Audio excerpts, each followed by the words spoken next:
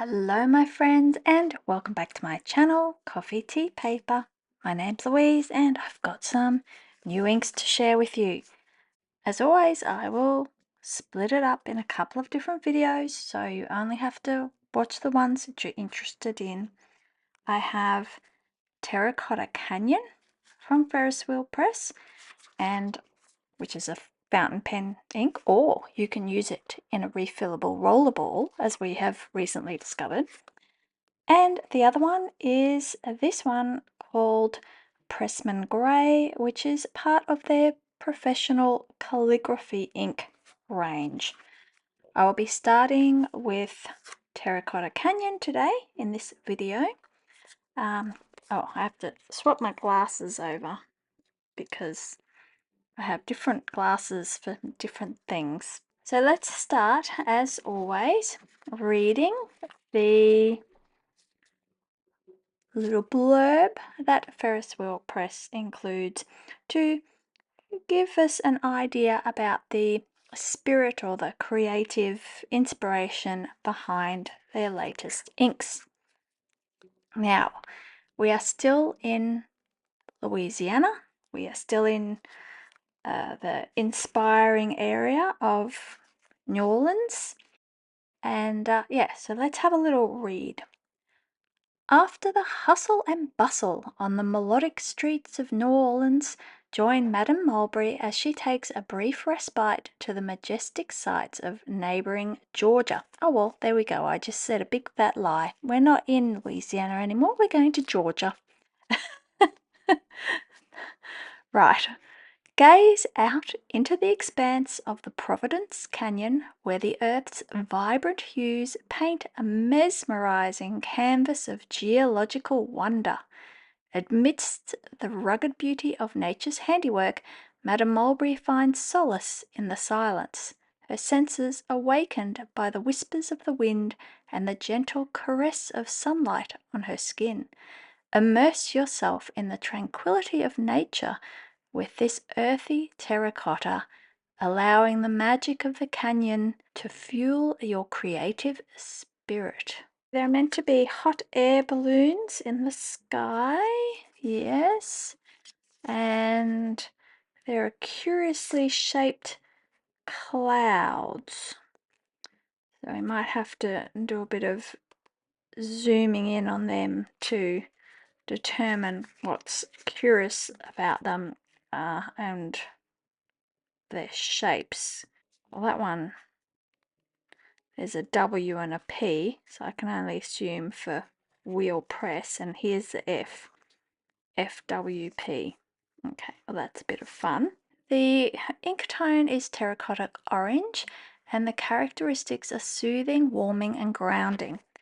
Okay, so I really want this to be a good ink because one of my favourite colours, if not the favourite colour of mine, is orange. And I do tend towards brown, like brown inks, brown, brown covers, brown glasses frames. Yeah, let's swatch it out. And today I will be doing a writing test with my Kakamori metal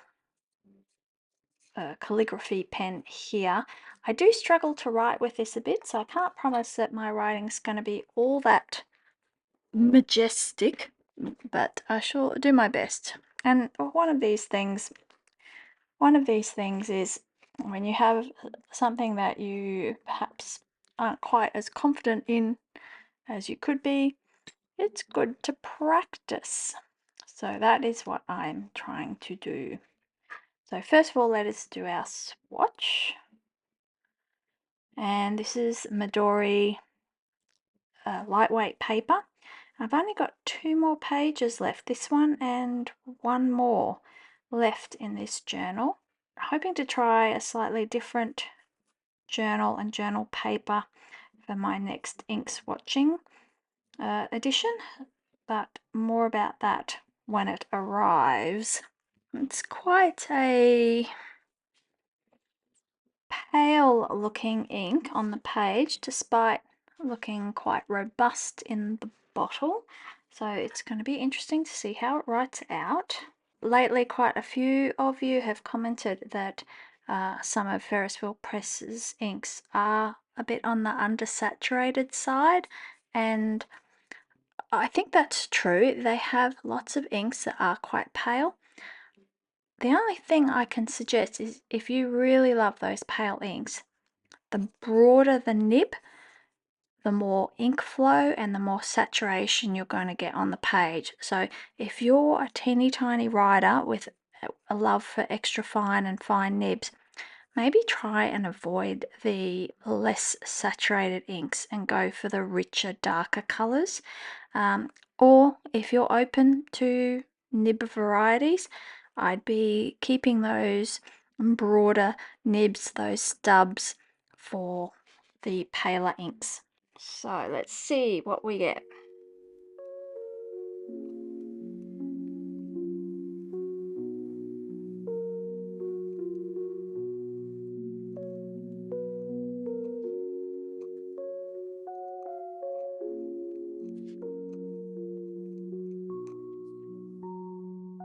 Alright, my friends, I have finished doing the writing sample now, and I tried to give a bit of variation. That's one of the things you can do with the Kakamori dip pen, is to angle it so that you can get a difference between fine lines and thicker lines, just to see how the ink lays out. I think it actually is very much so a true terracotta. My parents-in-law actually have terracotta tiles in their house, and this is really the exact colour of those tiles.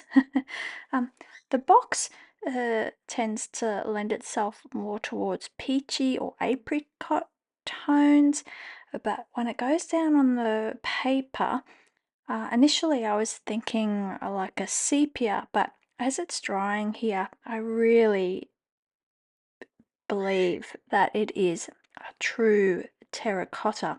I like it. It's not the darkest ink. It's not the lightest ink. It's somewhere in the middle of the road. I would probably recommend a medium, well, no less than a medium nib for this ink. As you see, when it gets a bit thinner, it does tend to get a bit paler. That's something to keep in mind. If you're not a fan of orange and brown inks, then it's probably not for you. But if you're like me and you do like those warmer tones, and I guess for our northern neighbours, you're coming into autumn as we're coming into spring, this is a really nicely timed ink for that. So if you were planning to change up your journals and your writing, or if you do themed letters to your pen pals, or you like having matchy inks with your fountain pens and you like choosing a seasonal range, then this is probably one worth considering. Yeah, look, I did say at the beginning I do like orange very much. So, unless it was a really ugly orange, I was probably going to like it from the get-go. I actually am just looking over at my Camel journal here, my Superior Labor one, and I really like how that goes together.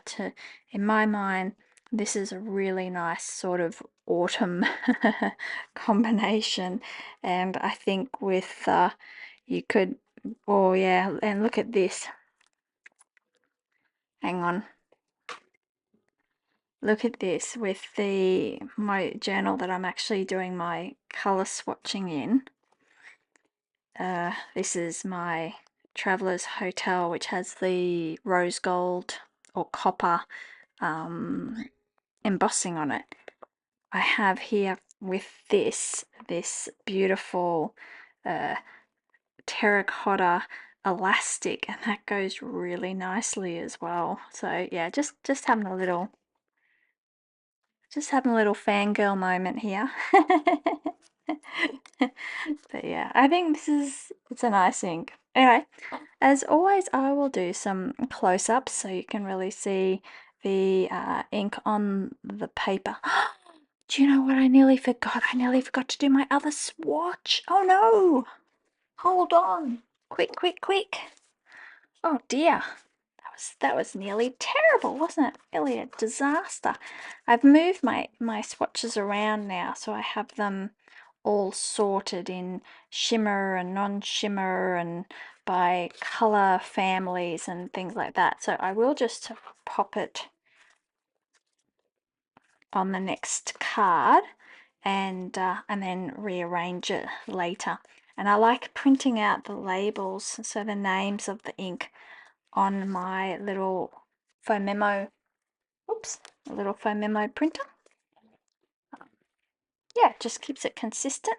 Yeah, so the paper that I use in my journal is a lightweight Midori paper insert, and the paper here in this Ferris Wheel Press color spectrum swatch card set, it's actually more like a hot press watercolor paper, so very smooth, very heavy.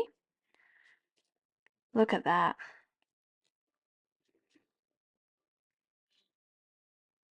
Yeah, I want to say butterscotch.